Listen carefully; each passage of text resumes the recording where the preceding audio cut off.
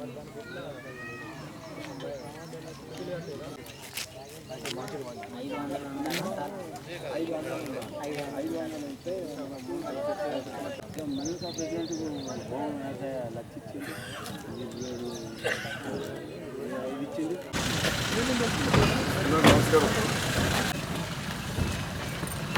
Respect ఉన్నదా లేదా అని కోరుతున్నాను.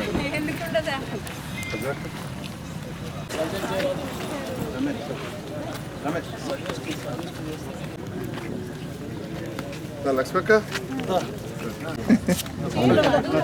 కొబ్బరికాయలు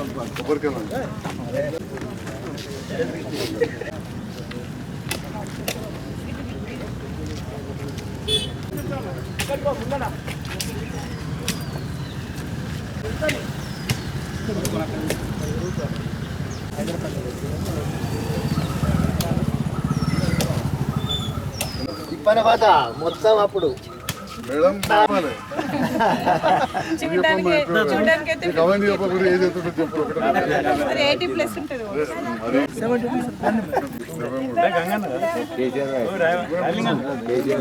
డెబ్బై మూడుకి మనం ఎట్లా అవుతాము చూడు అన్నం చూడు ముద్దరైపోతున్నాడు. అందరు పరిచయం చేసుకున్నారా? మాజీ సర్పంచ్ దేవేశ్వర్ లేదా వాకింగ్ దాంట్లో సరంగా పిలిచిరా. ఏం పేరు? ఏమ్మాయి ఫోన్లో మాట్లాడినా మీతోటి ఒకసారి వాదినే ఎంపీపీ నేనే వస్తే ఎంపీపీ లాస్ట్ జీప్ కాతే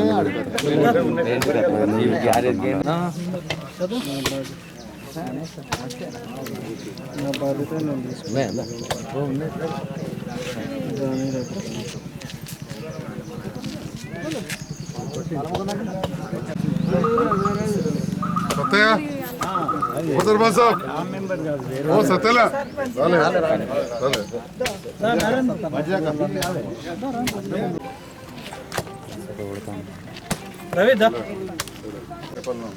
దిగా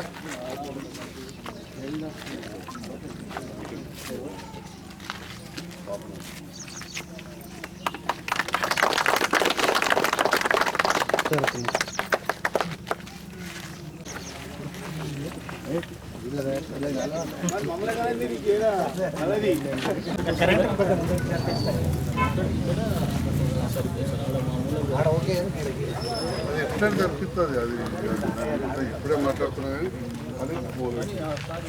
అది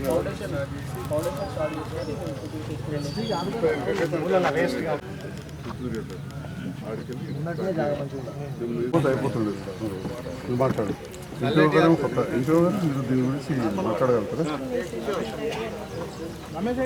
అమ్మా బాగానా? డిఎంహెచ్ఓకి ఎవరికి ఇన్ఫార్మ్ చేయలేదు.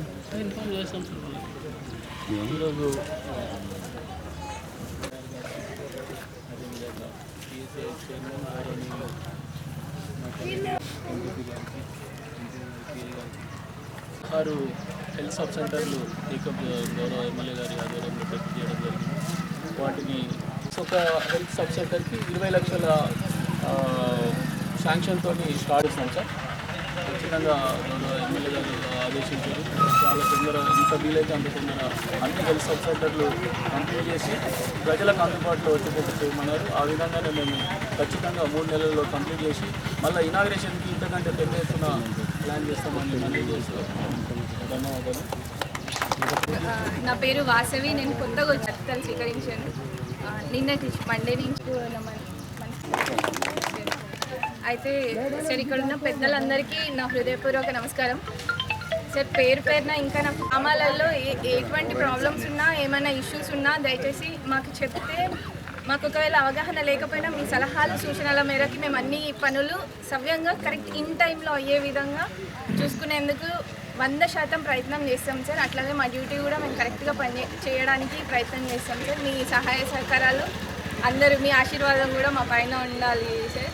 అట్లాగే ఒక చిన్న విషయం ఏంటంటే 2018 సంవత్సరంలో సంజయ్ కుమార్ సార్ తోటే నేను ఆ రోజు అప్రిషియేషన్స్ ఇప్పటికి నా దగ్గర ఆ వీడియో ఉంది. సార్ నన్ను చాలా మెచ్చుకున్నారు ఆ రోజు. ఎందుకంటే రైకల్ మండల్లో ఇటికాల్ అనే ఒక గ్రామ పంచాయతీలో హరితహారంకి సంబంధించి అక్కడున్న ప్రజలందరూ కలిసి కొంత అమౌంట్ జమ చేసుకొని చెట్లు నాటడం కోసం చాలా పెద్ద ఎత్తున వాళ్ళు ప్రోత్సాహం అందించారు. సో ఆ విషయంలో సార్ నన్ను అంటే అక్కడ కార్యదర్శి, అప్పుడు నేను ఈవోగా పనిచేస్తున్నా, ఇప్పుడు ప్రమోషన్లో ఎంపీఓ అయ్యాను. ఈవోగా పనిచేసేటప్పుడు సార్ నన్ను చాలా అప్రిషియేట్ చేసి నాకు ఏమంటారు ఒక ధైర్యం చెప్పారు, ఇట్లాంటి మంచి కార్యక్రమాలు ఎంప్లాయీస్ చేయాలి అనేసి. ఆ వీడియో ఇప్పటికీ ఒక్కొక్కసారి చూసుకుంటూ ఉంటాను, ఎందుకంటే ఓకే మాకు కూడా కొంచెం సపోర్ట్ ఉంటుంది, మమ్మల్ని కూడా మెచ్చుకునే వాళ్ళు ఉంటారు అనేసి. మళ్ళీ ఆ నమ్మకం ఖచ్చితంగా తెచ్చుకుంటుంది. Thank you so much. వారి చేతుల మీదుగా ఇప్పుడు మన కాన్స్టిట్యున్సీలో గతంలో చలిగల్లో కూడా పనులు ప్రారంభమైనాయి. పల్లె దవాఖానా అనేది గ్రామంలో అందరికీ అంటే ఏవైతే విద్య ఉందో వైద్యం కూడా చాలా అవసరం మనిషికి, మరి అందరికీ అందుబాటులో ఉండే విధంగా ఈరోజు 20 లక్షల రూపాయలతో ఇక్కడ తిప్పనపేట గ్రామంలో వారి చేతుల మీదుగా ప్రారంభోత్సవం చేయడం శుభపరిణామం. ఎందుకంటే ఇంకా పెద్ద ఎత్తున ఇక్కడ అయిన తర్వాత కూడా డి గారు చెప్పినట్టు మళ్ళీ ఓపెనింగ్ కూడా వారి చేతుల మీద అతి తొందరలోనే చేసుకుందామని చెప్పడం జరిగింది. మరి ఇంకా అన్ని గ్రామాల లోపల కూడా ఈ హెల్త్ సెంటర్లు పూర్తిగా విస్తరింపజేయాలని ఎమ్మెల్యే గారికి అందరి తరఫున కూడా పేరు పేరున ధన్యవాదాలు తెలియజేస్తున్నాను. మా ఎమ్మెల్యే గారు పల్లె దవాఖానాని ఒక 20 లక్షల రూపాయలు మంజూరు తీసుకొచ్చారు. ఇది తొందరనే మళ్ళీ మా ఎమ్మెల్యే గారి చేతుల మీద అలా తొందరగా ఈ 2 నెలలు 3 నెలల తర్వాత ఈ ఎలక్షన్ రాకముందే మళ్ళీ తొందరగా ఓపెనింగ్ కావాలని ముఖ్యంగా మా తిప్పనపేట గ్రామస్తులకు ఒక మంచి పరిణామం, వాళ్ళందరికీ శుభాకాంక్షలు. దవాఖానా పెడుతున్నామంటే ఆ దవాఖానా బీమార్లు వచ్చిన వాళ్ళకి అని చెప్పి కూడా మనం అనుకోవద్దు. హాస్పిటల్ అనేది, వైద్య వృత్తి అనేది ఎప్పుడు కూడా మనం ఆలోచన చేయాలి. Prevention is better than cure అంటారు.